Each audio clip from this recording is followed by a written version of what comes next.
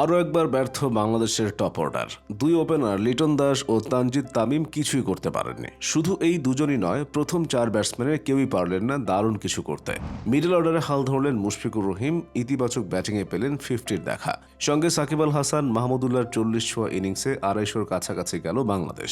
চেন্নাইয়ের এম.এ. চিদম্বরম স্টেডিয়ামে নিউজিল্যান্ডের বিপক্ষে 9 উইকেটে 245 রান করে বাংলাদেশ। গত বিশ্বকাপে কিউইদের বিপক্ষে 244 রানের পুঁজি নিয়ে 2 উইকেটে হেরেছিল তারা। এবারও তার ব্যতিক্রম হয়নি, তবে হারটা আরও বড় হলো। এবার 8 উইকেটে হারতে হলো বাংলাদেশকে। মাঝে মুশফিকের লড়াইটা মনে থাকবে অনেকদিন। 56 রানে 4 উইকেট পড়ে যায় বাংলাদেশের। কঠিন বিপদ, হাল ধরবে কে? ঠিক এই সময়ে ব্যাটিংয়ে নেমে দারুণ এক জুটি করেন। ধীরে ধীরে রান বাড়িয়ে যান, স্কোরবোর্ডে যোগ করেন 66 রান। এই ইনিংসটি সাজাতে 75 বল মোকাবেলা করেন মুশফিক। আর 6-4-এর সঙ্গে 2টি ছক্কাও মারেন এই অভিজ্ঞ কিপার ব্যাটসম্যান। তার পাশাপাশি সাকিব আউট হয়েছেন 40 রান করে। মাহমুদুল্লাহ খেলেছেন 41 রানের অপরাজিত ইনিংস। আর পুরো ইনিংসে 8টি ছক্কা মেরেছেন বাংলাদেশের ব্যাটসম্যানরা। বিশ্বকাপে এক ইনিংসে এটি বাংলাদেশের সবচেয়ে বেশি ছক্কার রেকর্ড। 2015 সালে স্কটল্যান্ডের বিপক্ষে ম্যাচে 7টি মারে তারা। ব্যাটিংয়ের জন্য ম্যাচ জুড়েই ভালো থাকবে উইকেট, এমন ভাবনায় বাংলাদেশকে আগে ব্যাটিংয়ে পাঠায় নিউজিল্যান্ড। এই ব্যাটিং সহায়ক পিচে কিনে ইনিংসের প্রথম বলে ফ্লিক করতে গিয়ে ডিপ ফাইন লেগে ক্যাচ দেন লিটন দাস। তাতে লজ্জার রেকর্ডেও নাম লেখান তিনি। হান্নান সরকারের পর বাংলাদেশের প্রথম ওপেনার হিসেবে বিশ্বকাপে প্রথম বলে আউট হলেন লিটন। 2003 সালের আসরে শ্রীলঙ্কার বিপক্ষে প্রথম বলে ড্রেসিং রুমের পথ ধরেন হান্নান সরকার। সে যাই হোক, বাংলাদেশ হারলেও হারেননি মুশফিক। হারবেন কি করে? তিনি যে লারাকে আইডল মানেন, তাকে দেখেই পা বাড়িয়েছিলেন 22 গজের ক্রিকেটে। এরপর বিকেএসপিতে ভর্তি, কৈশোরে সেখানে বেড়ে ওঠা। ক্রিকেটের দীক্ষাটাও হয়েছে সেখানেই। দেশের উঠতি ক্রিকেটাররা যারা দেশের ক্রিকেট আকাশ রক্ষায় এগিয়ে যেতে চায়, তাদের জন্য অনুকরণীয় এক চরিত্র হচ্ছেন মুশফিক। পরিশ্রম, তপস্যা, সাধনায় যার অভিধানের প্রধান শব্দ।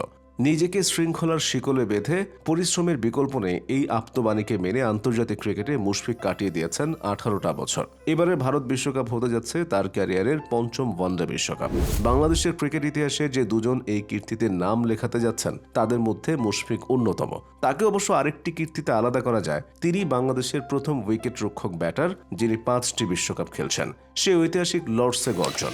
এরপর লারার দেশে বিশ্বমঞ্চে অভিষেক, আর সেই অভিষেকটাই হলো দুর্দান্ত। 2007 বিশ্বকাপে যেবার গ্রুপ পর্বের ম্যাচে ভারতকে হারিয়ে শুভ সূচনা করল বাংলাদেশ, সেবার উইনিং রানটা এসেছিল এই মুশফিকের সৌজন্যে। অবশ্য পোর্ট অফ স্পেনে হওয়া সে ম্যাচে মুশফিক শুধু ওই উইনিং রানটাই করেননি, হাঁকিয়েছিলেন একটি 50ও।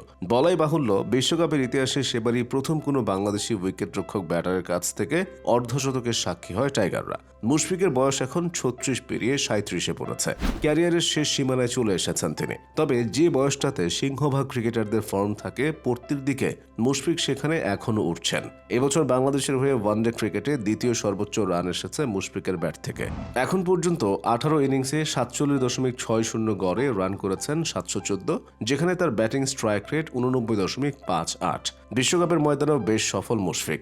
এখন পর্যন্ত 5 বিশ্বকাপ মিলিয়ে 32 ম্যাচে 996 রান করেছেন এই উইকেট রক্ষক ব্যাটার, যা বাংলাদেশি ব্যাটারদের মধ্যে দ্বিতীয় সর্বোচ্চ। 1201 রান নিয়ে বিশ্বকাপের সবচেয়ে বেশি রান করার দিক দিয়ে শীর্ষে আছেন সাকিব। কিন্তু মুশফিক যেভাবে ছুটছেন, তাতে সাকিবের ধারে কাছেও চলে যেতে পারেন তিনি।